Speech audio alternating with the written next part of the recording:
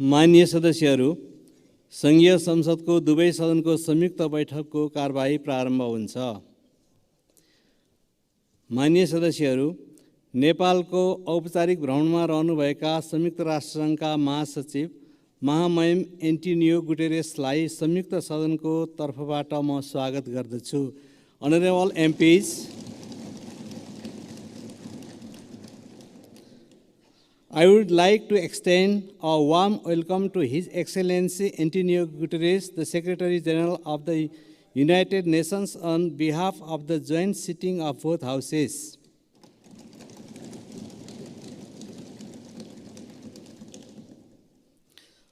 माननीय सदस्यहरू, म महासचिव महामहिम एन्टोनियो गुटेरेसलाई संघीय संसदको दुवै सदनको संयुक्त बैठकलाई सम्बोधनको लागि अनुरोध गर्दछु।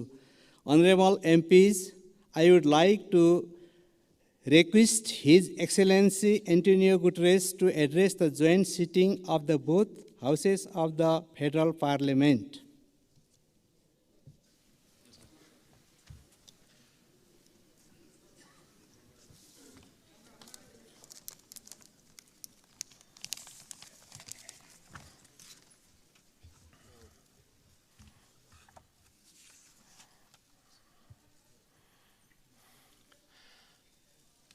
Your Excellencies, the two presidents of the two houses of the Nepalese Parliament, Excellencies, distinguished ministers, parliamentarians, and friends.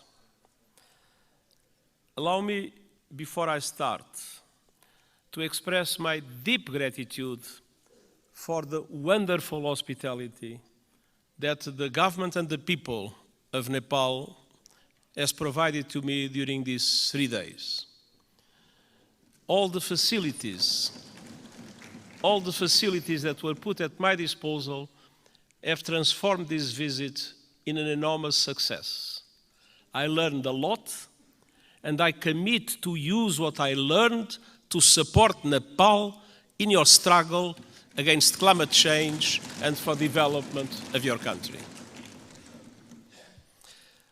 When I am here, I am twice at home.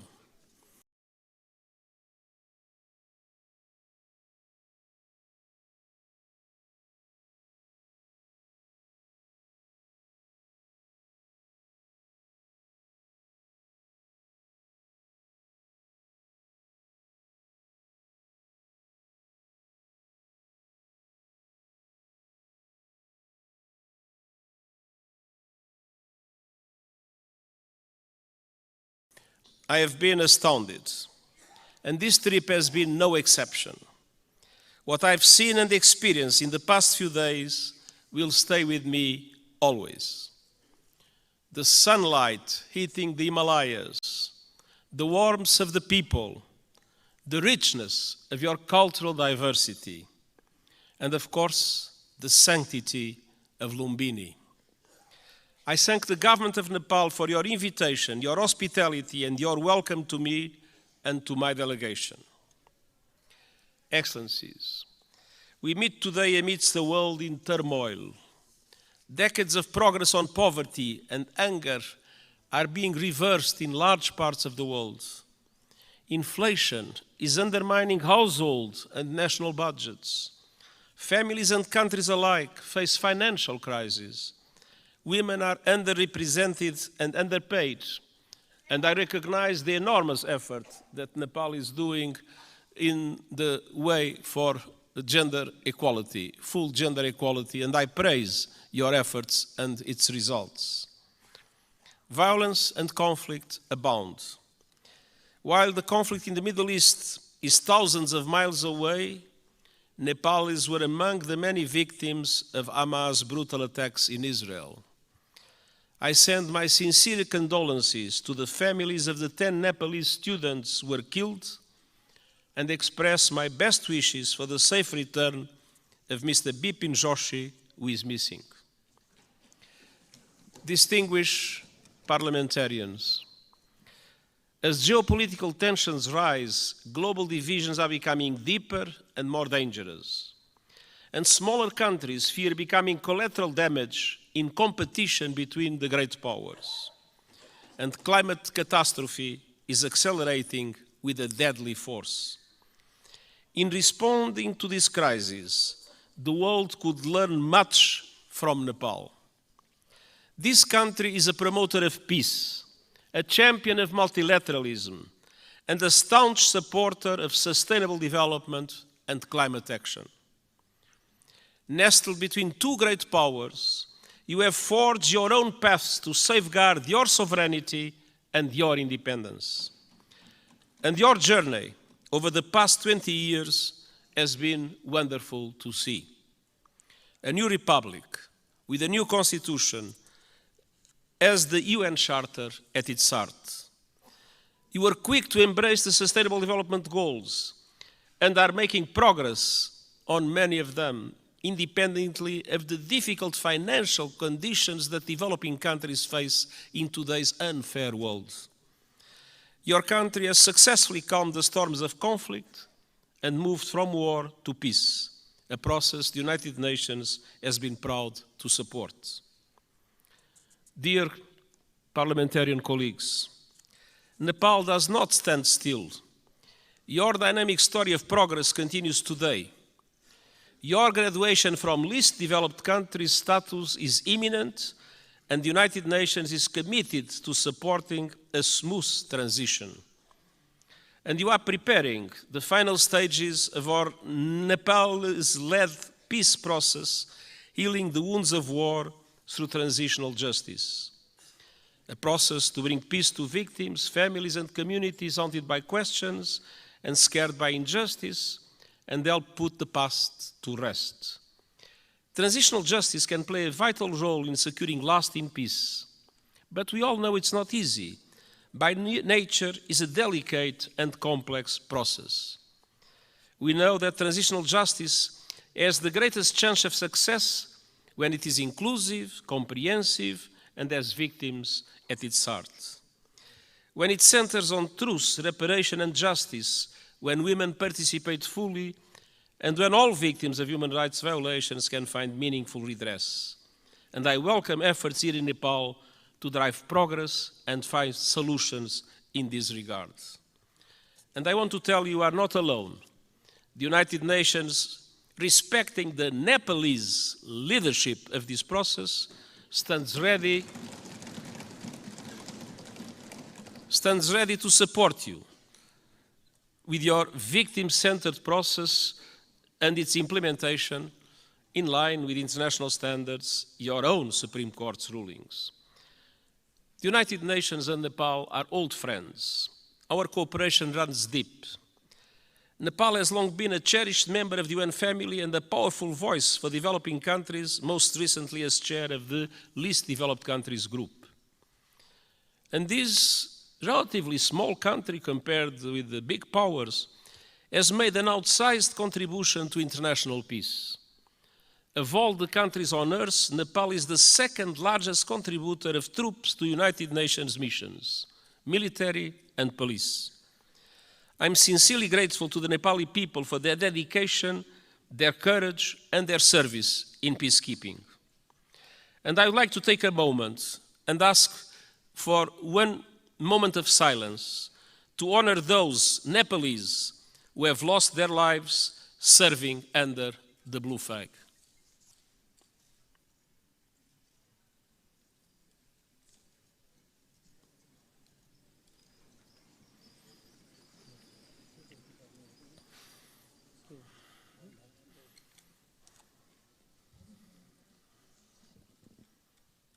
हामी मौन धारणको लागि 1 मिनेट साथ दिनेछौँ।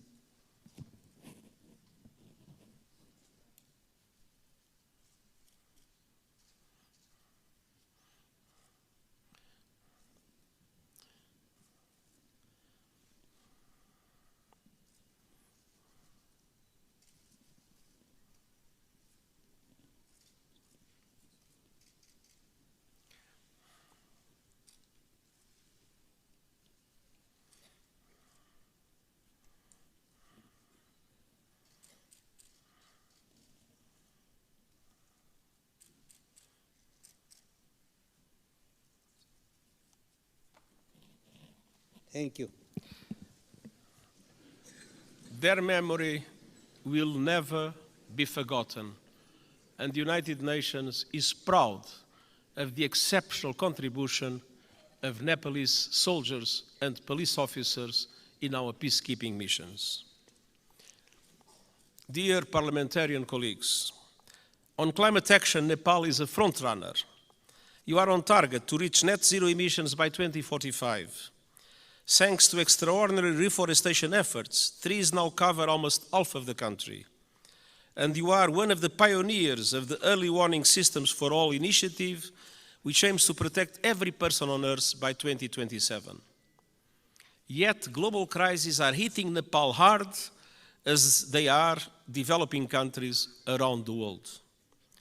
The lingering effects of COVID-19 pandemic, inflation, and above all the climate crisis are threatening hard-won development gains and squeezing the funds available for investment. Nepal contributes a minimal fraction of a percent, 0.000%, to global emissions. But monsoons, storms, landslides are growing in force and ferocity, sweeping away crops, livestock, and entire villages, decimating economies and ruining lives. In August, landslides caused by heavy rains caused devastation and killed scores of people. And glaciers are melting at record levels. I was a witness. Nepal has lost close to a third of its size in just over 30 years. The effect is devastating. Swollen lakes bursting, rivers and seas rising, cultures threatened, and mountainsides exposed, inflaming the risk of landslides, and avalanche. Threats will continue mounting. Himalayan glaciers provide fresh water to over 1 billion people. As they shrink, so do river flows. In the future, now we have too much floods, but one day in the future, Himalayan rivers like the Indus, the Ganges, and the Brahmaputra will have their flow severely limited. Combined with saltwater intrusion, that will decimate deltas in this region and beyond. That could mean low-lying communities and entire countries erased forever. Millions of people on the move and fierce competition for water and land. Nepal is now one of the countries that is suffering the most, but other South Asian countries might become in the future terrible victims of the receding glaciers of Nepal. Dear parliamentarian colleagues, what is happening in this country as a result of climate change is an appalling injustice and a searing indictment of the fossil fuel age. I am deeply concerned by those communities in Nepal facing the brutal impacts of the climate crisis. The United Nations stands with them. The world must do the same. That was one of the reasons why I took profit of my visit to the Everest base camp to issue a video for the whole world showing the drama of receding glaciers and the impacts that will have in the future. Nepal and other developing countries need far greater international support to aid development, accelerate climate action, and weather the current global storms. I have proposed a Sustainable Development Goals stimulus that would release at least $500 billion a year in affordable long-term finance for sustainable development and climate action in developing countries like Nepal. Member States welcomed the proposal at the General Assembly last month and committed to advance it. I call on them to take action now to make these commitments a reality. Unfortunately, in our world, many times people announce commitments and then do not implement those commitments. These commitments about finance for developing countries and climate action must be implemented. I urge leaders to act on climate without delay, with the biggest emitters leading from the front. All countries must put the acceleration agenda I propose into effect to limit the rise in global temperature to 1.5 degrees Celsius. and they must make COP28 count with a strong outcome building on the so-called global stocktake. And we also need to deliver climate justice. Developed countries must honor the promise of $100 billion a year to support developing countries in climate, and double adaptation finance as a first step of devoting half of climate finance to adaptation. Investment in the resilience of communities, in the resilience of infrastructure is today a must, because climate change impacts are not a problem of the future, they are felt today by the populations, and it is today that developed countries must support countries like Nepal to do the necessary investments in that regard.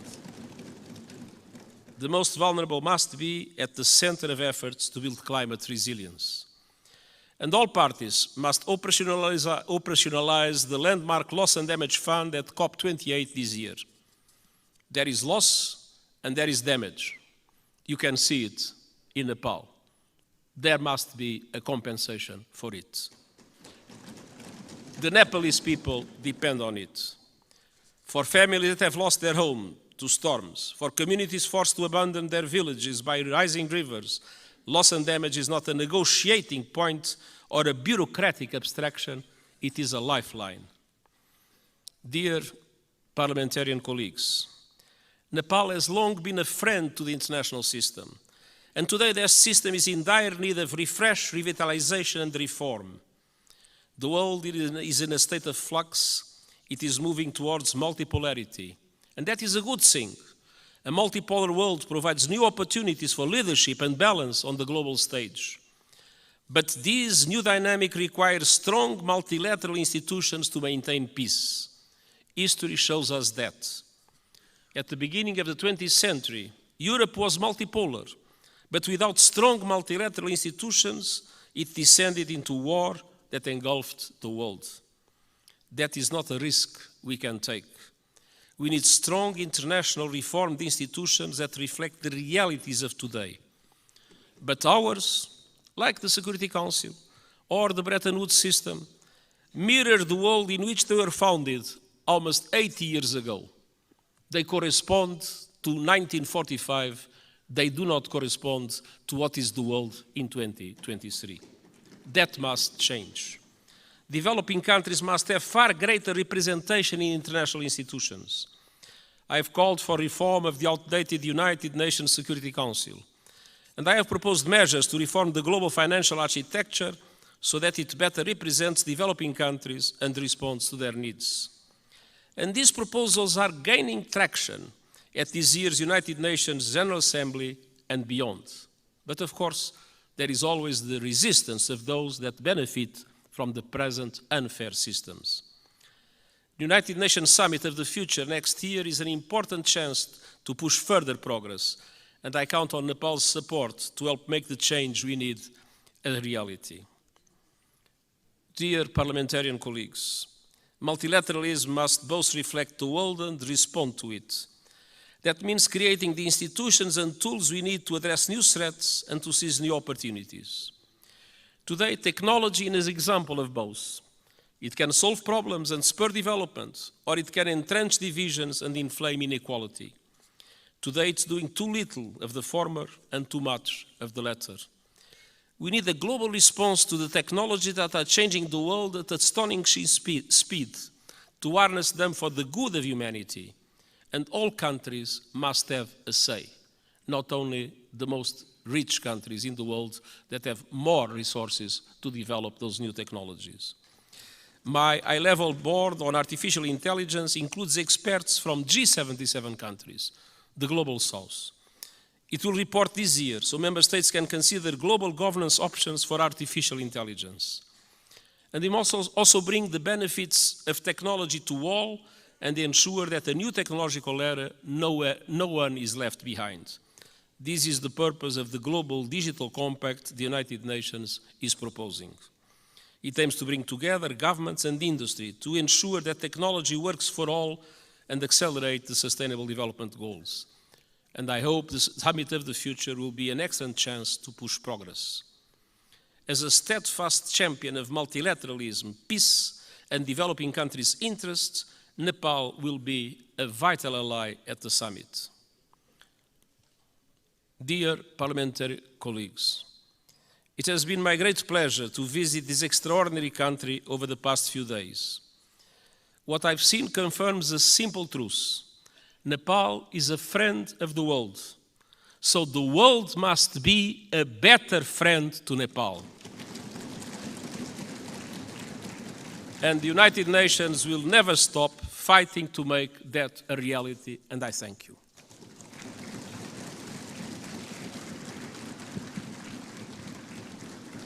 अब म महामहिम Antonio गुटेरेसलाई आसन ग्रहण गर्न आग्रह गर्दछु. Now I would like to request his excellency to be seated.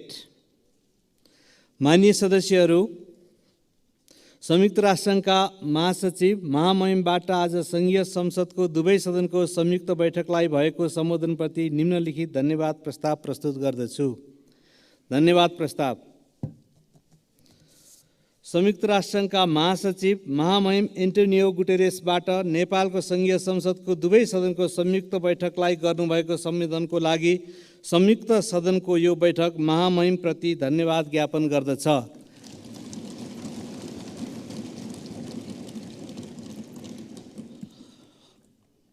Motion of thanks.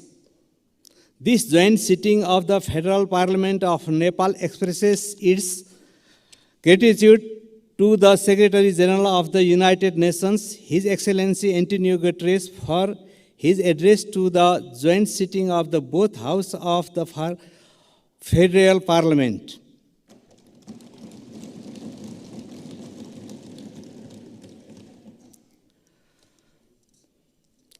माननीय सदस्यहरू, उक्त धन्यवादको प्रस्तावलाई सहमति जनाइदिनु हुन म आग्रह गर्दछु.